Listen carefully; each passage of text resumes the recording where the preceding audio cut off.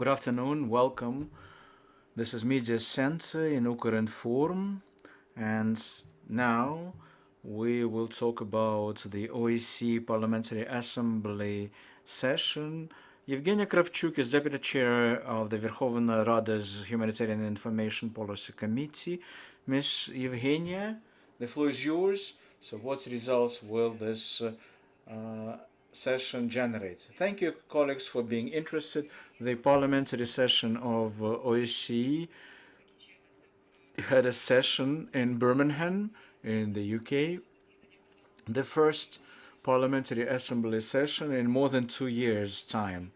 Because of the COVID, there were no physical sessions before. And this session has been dedicated to Ukraine, Russia's war against Ukraine, namely. There were 3 resolutions passed that directly impact the Russians' aggression against Ukraine. The first and most important resolution is a joint authorship of our delegation of Ukraine, the US delegation, and Lithuania. 3 texts were combined into one resolution entitled Aggression of the Russian Federation and Impact on the Security of the OSCE countries. It's quite clear that since 2014 we had quite a number of such resolutions, including parliamentary assembly, but the peculiarity here is that OSCE represents not only the EU countries, all of the EU countries have their delegations there, but also the US and Canada are there, and these are our closest partners, and we have close ties with them, and we're trying to use the toughest language in such resolutions. The Russian delegation and the delegation of Belarus were not there. They were not handed out visas because Great Britain, all of the Russian parliament, Gosduma, or if you can call it parliament, Belarus parliament, all of those are on the sanctions lists, and they are not allowed entry to Great Britain. The second resolution dealt with the protection of journalists who operate under the conditions of military conflicts. John Whittingale, the UK former Ministry of Information and Sports, so he's being instrumental in this. And the third resolution from Polish colleagues on humanitarian consequences of this war of Russia against Ukraine. Which provisions in this Birmingham resolution that we can use later on? First of all, it's written down that the Parliamentary Assembly of OSCE urges to establish special international tribunal.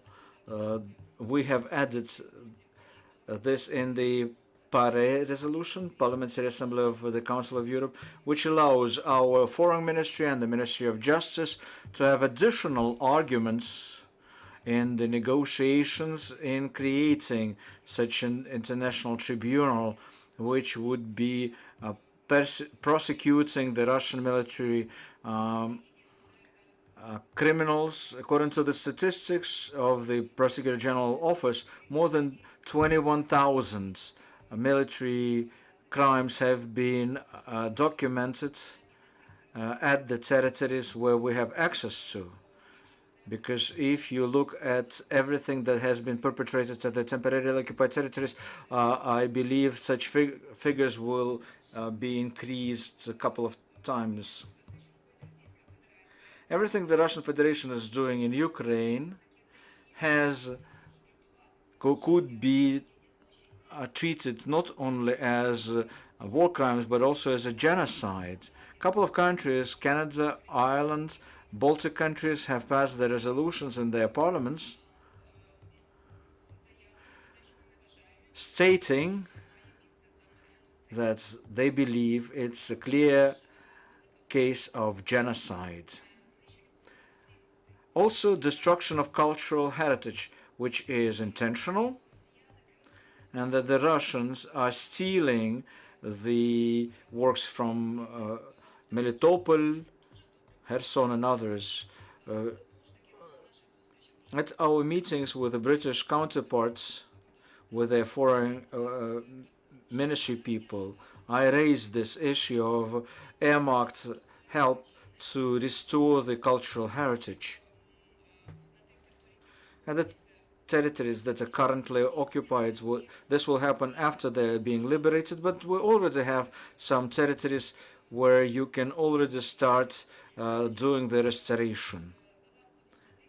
The last but not the least, intrigue of this resolution, what could be done to exclude Russia, at least the Russian delegation. And we managed to push this issue because OSCE doesn't have a mechanism to neither to exclude a country from the membership nor the parliamentary delegation. In parliamentary assembly, we managed to get the Russians out of the assembly completely. Well, we need to have an instrument. Well, in October in Sofia, it will be voted, making changes into the procedure for parliamentary assembly. So the standing committee will have to pass on this. That consists of the heads of the delegations and the assembly members to vote for the following change. If a member country perpetrates aggression against another member country, then the Bureau of the Parliamentary Assembly can pass the decision to discontinue the mandates of such delegations. So come October, we will be fighting to throw the Russians out of the Parliamentary Assembly of OSCE. Also, there were separate meetings in the British Parliament. It just happened so that on the day of Boris Johnson's dismissal, we had meeting in the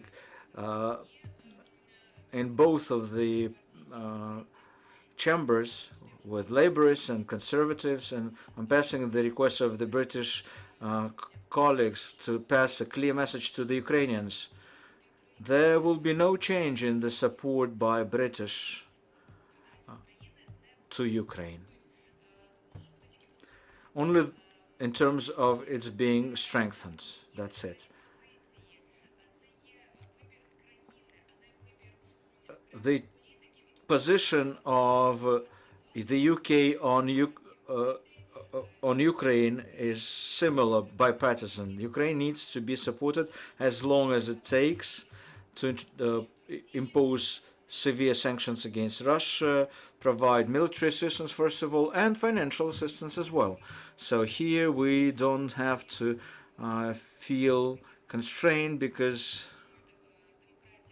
in the Western democracies there is an institutional memory. This is the choice of the country, and this choice has been made in favor of Ukraine. Is our understanding correct that it's going to be difficult to exclude Russia from the OSCE Assembly because it could veto this decision? Well, it's all about whether Russian and Belarusian delegations will be allowed to attend the Assembly's session in Sofia. There's information, hasn't been supported officially yet, but still, there will be boycott if Russians are allowed in. So I hope the mechanisms will be found to vote for this decision. The problem is that Russia could exercise pressure on their satellites from Asian countries. Let me not point fingers right now, so that they would still have a chance not to fall under the Russians' coercion, but still about 5 delegations might get text messages from the Russian counterparts. We tried to share this message that if the Parliamentary Assembly fails to exclude Russia from its membership, then it will be poor message for the organization, because there will be boycott for sure, which will place under doubt the viability of this organization at large. So speaking about the OSCE as not the Parliamentary Assembly, even the coordination office stopped its work because Russia imposed veto. The monitoring mission stopped its work in March. So Russia disintegrates this organization. So unless we are able to somehow counter it, it will lose the sense for existence, and the countries will lose interest in participating in the work of the organization that could do nothing. We met with Helga Schmidt, and she promised that she will find other sources of funding that Russia would fail to block. The OSCE projects will continue the work in Ukraine, but nobody could launch the monitoring mission if veto is imposed. There is also a fear that Russia could block all of the monitoring missions by the end of the year in other countries. Well, if they want to, and that's a problem.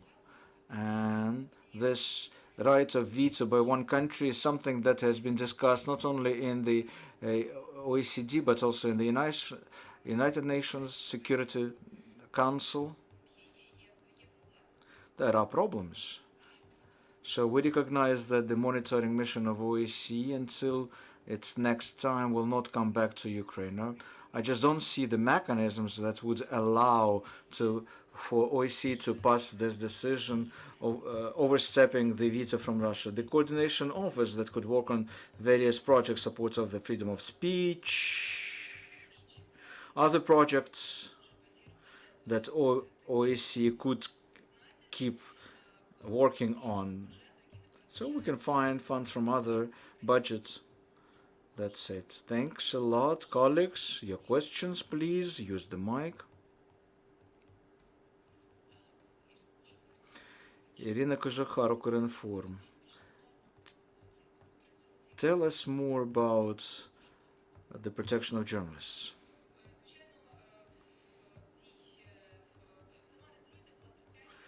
The resolution itself was dedicated to Ukraine and to the work of journalists. It's being mentioned that 8 journalists have died while doing their jobs. Of course, they criticize Russia there. And in my speech, I also said that in the time of war, Russia against Ukraine, if you have press written on your body armor, it makes a journalist targets. The Russians are afraid of the truth, and the resolution stated that the journalist documents military crimes, and there is the request to all of the journalists to protect their journalists who work in hot spots. But in all of those resolutions on humanitarian catastrophe, on the rights of the journalists that they're being killed at war, we come back to the first reason. If we don't put stop to Russia, then the violations of the human rights will continue one way or another. Humanitarian catastrophe at the temporarily occupied territories will continue.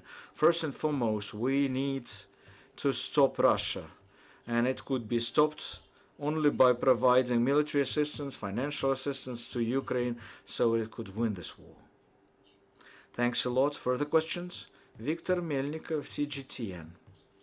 Can you tell us, please, have you analyzed